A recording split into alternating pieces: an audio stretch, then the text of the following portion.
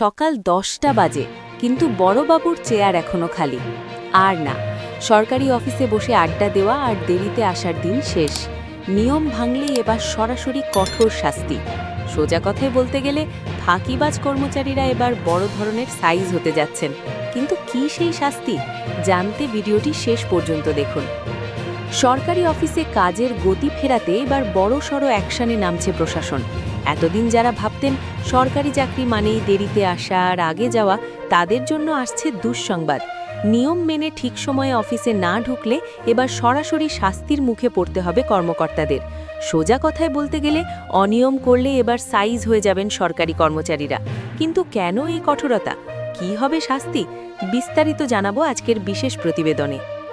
আমরা প্রায়ই দেখি সাধারণ মানুষ দূর দূরান্ত থেকে সরকারি কাজে অফিসে আসেন, কিন্তু দেখা যায় বেলা 11টা বেজে গেলেও বড়বাবুর চেয়ার খালি। ফাইল পড়ে আছে টেবিলে, কিন্তু সই করার লোক নেই। এই সংস্কৃতি দীর্ঘদিনের।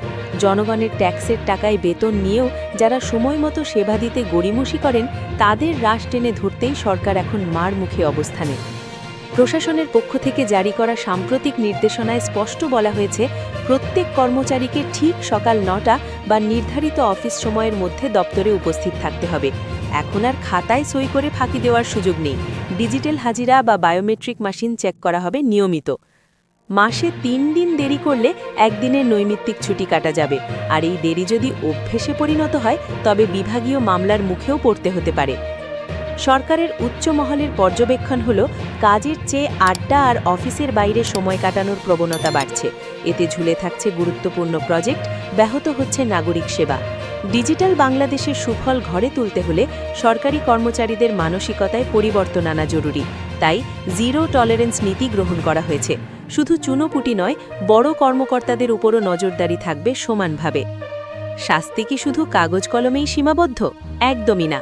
বিভিন্ন বিভাগীয় কমিশনার এবং জেলা প্রশাসকদের নির্দেশ দেওয়া হয়েছে আকস্মিক পরিদর্শনের জন্য। কোনো ঘোষণা ছাড়াই ঊর্ধ্বতন কর্মকর্তারা অফিসে ঢুকে পড়বেন। যদি দেখেন ডেস্কে লোক নেই, তবে তাৎক্ষণিক শোকজ এবং বেতন কাটার নির্দেশ দেওয়া হবে। এরই মধ্যে বেশ কিছু দপ্তরে এমন অভিযানে অনেককে শোকজ করা হয়েছে। অবশ্য সরকারি কর্মচারীদের একটি অংশ বলছেন ভিন্ন কথা। যানজট বা যাতায়াত ব্যবস্থার সমস্যার দোহাই দিচ্ছেন অনেকেই। কিন্তু প্রশাসনের যুক্তি পরিষ্কার, ব্যক্তিগত সমস্যা দিয়ে রাষ্ট্রীয় কাজ আটকে রাখা যাবে না।